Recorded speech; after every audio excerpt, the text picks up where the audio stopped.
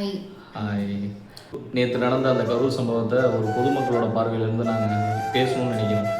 குழந்தைங்க, பெரியவங்க, பெண்கள்னு எல்லாருமே அந்த கூட்டத்தில் இறந்துட்டாங்கன்னு தகவல் வர வர அவ்வளோ கஷ்டமாக இருக்குது எனக்கு. குழந்தைங்கள என்னால் நினச்சி பார்க்க முடியல. இப்படி ஒரு காட்சியை, ஒரு குழந்தைய படுக்க வச்சுட்டு அவர் அம்மா பக்கத்தில் படுத்திருக்காங்க. விஜய் மேலே தப்பு, இப்படி ஒரு பிரச்சாரத்துக்கு வர்றது தப்புன்னு பாதி பேரும், டிஎம்கே மேலே தப்பு, அவங்க சரியாக காவல்துறை நடவடிக்கை எடுக்கல பாதி பேரும், குறுகிய இடத்துல கொடுத்துட்டாங்கிறதெல்லாம் தூக்கி ஓரமாக வச்சுருவோம். முதல்ல பொதுமக்கள் நமக்கு ஒரு பொறுப்புணர்வு வேணும்.